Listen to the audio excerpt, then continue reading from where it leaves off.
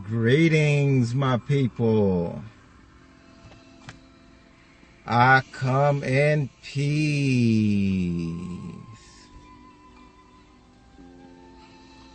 Yeah, I'm Brian El Ra. Journey with me to the world beyond excitement. You know, this little video right here is about spiritually lost. They say my people is dying from lack of knowledge. I mean, my people don't take the time to learn knowledge yourself.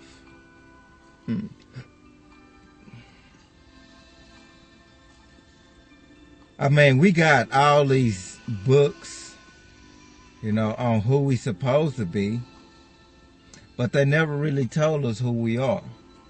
We had to look and search and seek for the truth.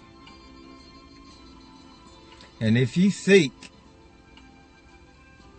you shall find. And they know, you know, the ruling elite, they know who we are. But do you?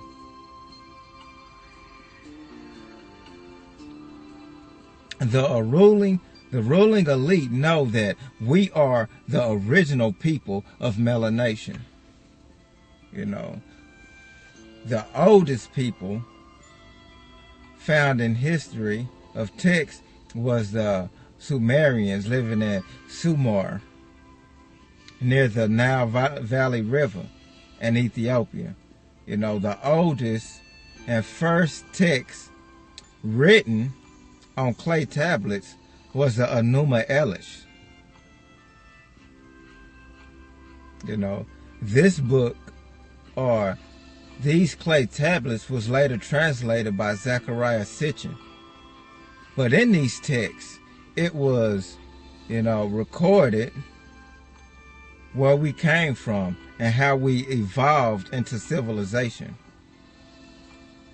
It's written that a group of beings came down from heaven or space called the Anunnaki, or another word, Elohims, which is gods, plural, meaning more than one. What did they come here for? And what planet did they come from? Well, they came here to mine gold because Earth was plentiful. They came from the planet Nibiru, which is a loner planet in our solar system. I mean, even NASA confirms this. But for some people, it's hard for them to believe, you know, due to brainwashing throughout the ages. But the Sumerians recorded this a long time ago in their book, the Enuma Elish. These people had great technologies. I mean, they were civilized. They had big cities built with roads paved, you know, and chariots, you know, so chariots can glide smoothly across the pavement. They had buildings and houses, you know, back then. These was over 6,000 years ago, 600,000 years ago.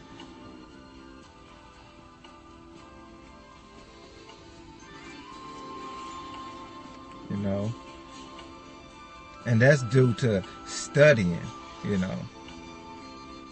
But studying these people, you know, it teaches us a lot about our heritage and where we came from. And in ancient Kemet came the hieroglyphics, you know, which taught us a lot about ourselves, you know. These Egyptians, you know, they had great technologies as well, you know. with, they had laws they followed. They had the technology of, the asteroid fields, astrology. They had metaphysics, chemicalism. They had, they knew the world was round. They had the ability to navigate through the waters and go across the sea. They even had the knowledge of healing, due to medicine and doctors. This is where the doctors come from, ancient Kemet, because they had the field on medicine and how to heal you. So learning on ancient Kemet, it has a lot. It teaches us a lot. Now,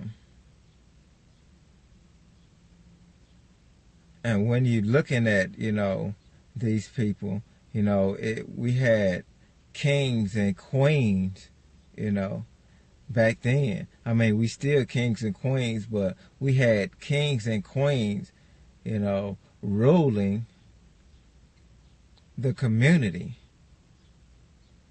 But not in no negative way.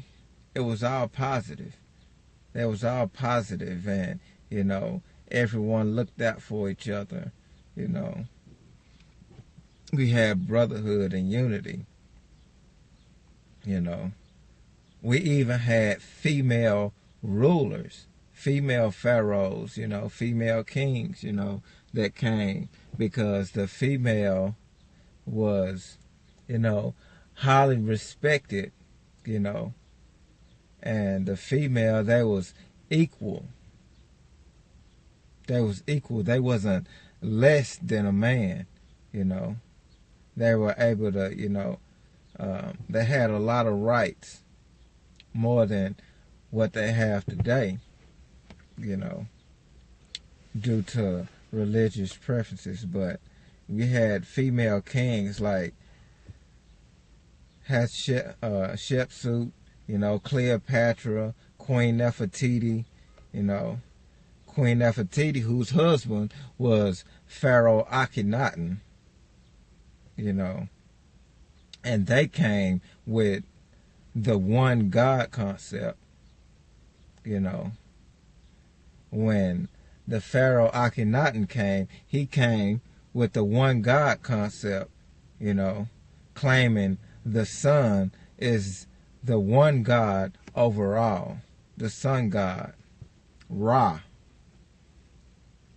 or Amun-Ra. The Aten, the sun disk, was the one God they praised at the time,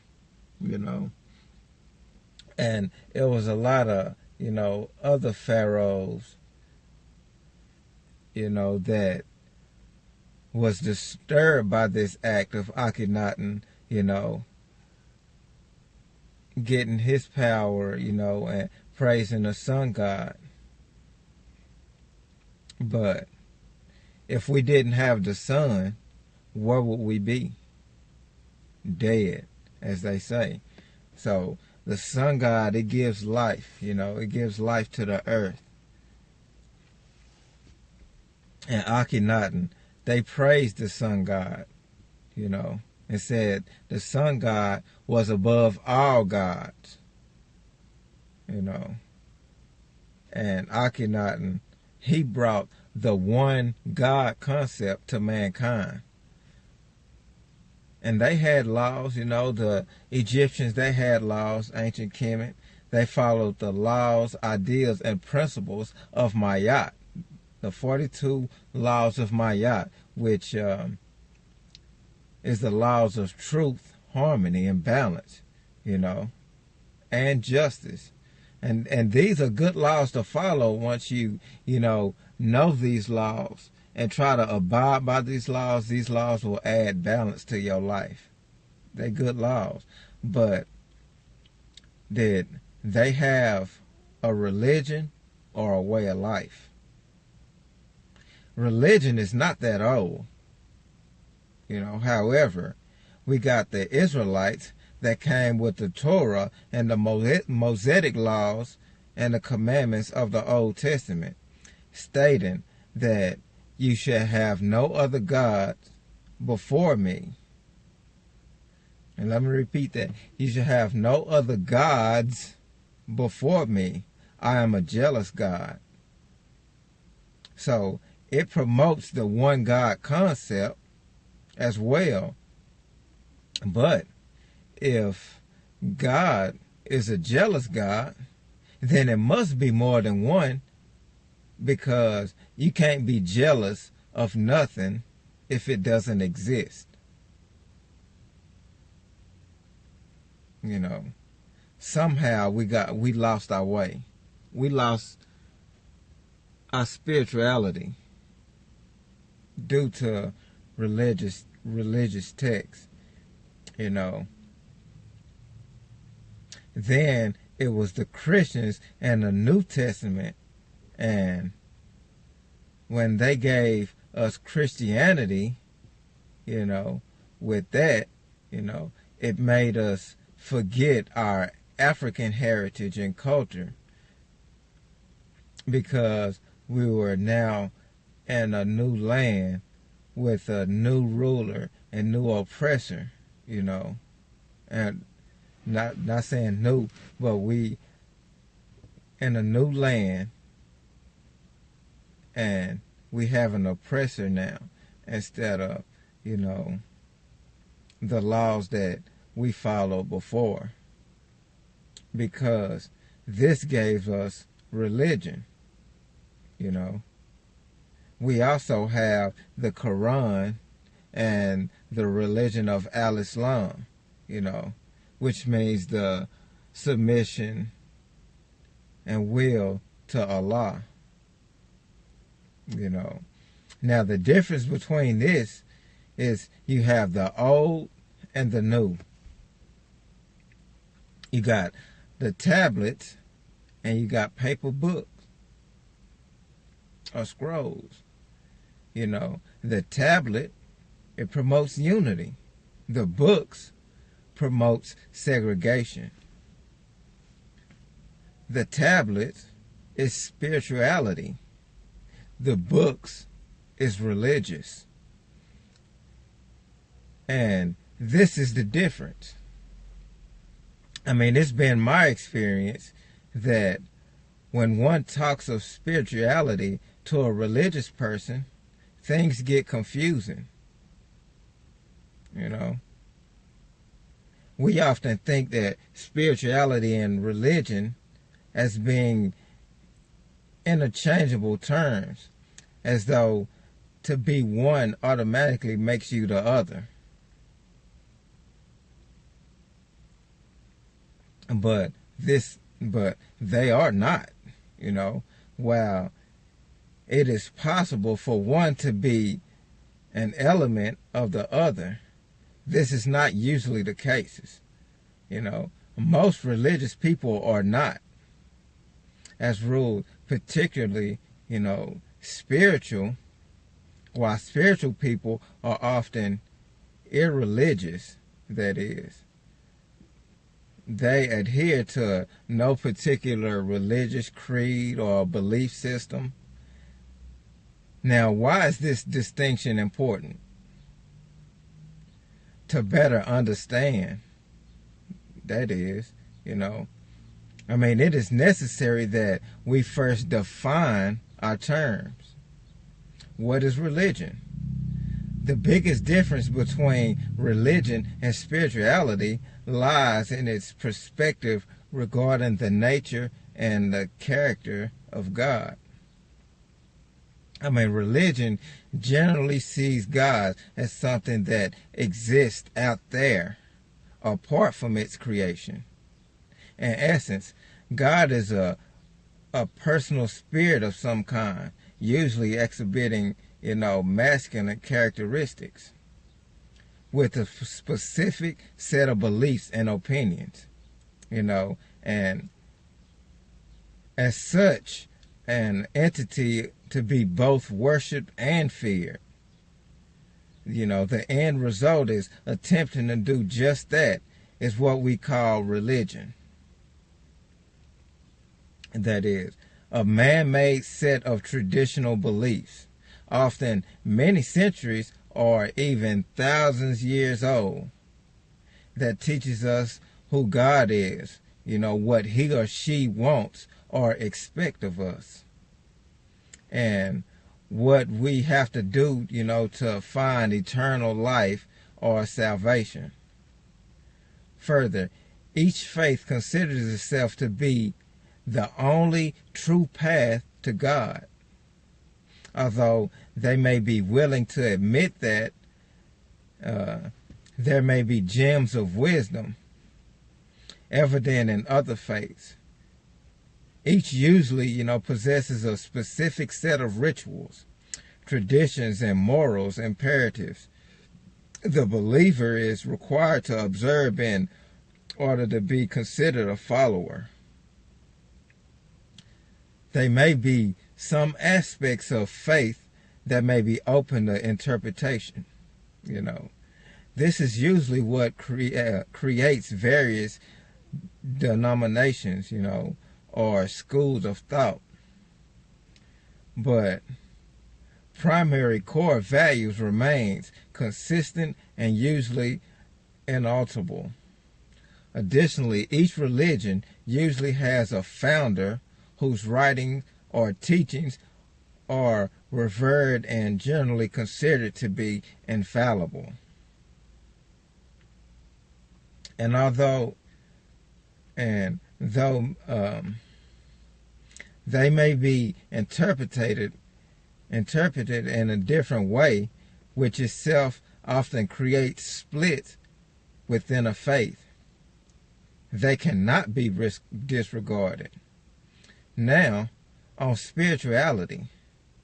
Spirituality, on the other hand, does not perceive God to be an individual spirit or entity separate from his, her, or its creation, but the conscious, empowering energy that resides within each molecule of creation and animates the very universe itself.